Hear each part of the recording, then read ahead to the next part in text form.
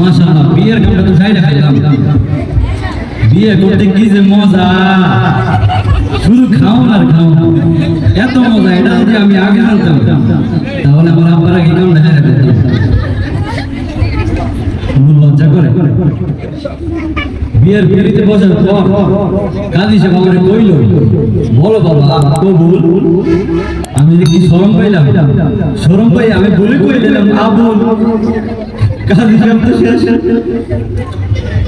শ্বশুর আব্বা আমার একটা গড়ে দিয়েছিল, খুশি হইয়া সারাদিন শুধু ঘরে আর ঘরে। আবার একটা জিন্সের লুঙ্গিও দিয়েছিল, সামনে দিয়ে চেন সিস্টেম, সাইডে দুটো পকেটও আছে। আসার সময় শালিকা আমার একটা রুমাল দিছিল, ওইটার মধ্যে লেখা ছিল ভুলো না আমায়। আমি কইলাম কি যে তোমার বইতে ভুলতে দেবো, তোমারে ভুলতাম না। তারপর বাসর ঘরে ঢুকলাম। বাসর ঘরে ঢুকার পর জরিনা আমার পাও দুইটা জড়াইয়া ধরলো। আমি মনে মনে কইলাম আমার তো একটা দায়িত্ব কর্তব্য আছে নাকি, আমিও জরিনার পা দুইটা জড়াইয়া ধরলাম। জরিনা আমার কইল, আপনি কি আমার উপরে খুশি হয়েছেন?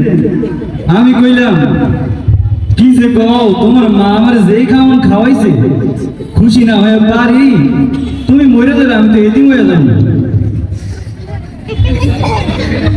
শাশুড়ি আম্মা আমার মাথার মধ্যে হাতটা বুলে দিয়ে কইল, বাবা আমার একটা মাত্র মাইয়া, একটু আদর যত্ন করে রাখো। আমি কইলাম শ্বশুর আম্মা, শাশুড়ি আম্মা তুমি আমার কি যে কও, তোমার মাইয়া মানে তো আমারই মাইয়া। জরিনারে নিয়ে আমি কক্সবাজার গেছিলাম। ওইখানে যাওয়ার পর দেখি যে জরিনার দিকে অনেক মানুষ টাকায় রয়েছে, বেড়া মানুষ। জরিনা আমার কইল, দেখো আমার দিকে কত মানুষ টাকায় রয়েছে, তুমি কিছু একটা করো। আমি কইলাম তুমি চিন্তা করো না, আমি বউকে দিকে তাকাই আছিলাম, প্রতিশোধ নিলাম আর কি। তো বিয়ে বাড়িতে আমার যে কি খাওয়ান গুলো দিছে, ওইটা যদি তোরা জানতা তাহলে তোমাকে তো লোল পড়া শুরু হইতো। অত বড় একটা মুরগি দিছিল, আমি তো পুরোটা খাই লেছি, ভিতরে দুইটা আন্ডা ছিল, ওই দুইটাও খাই লেছি।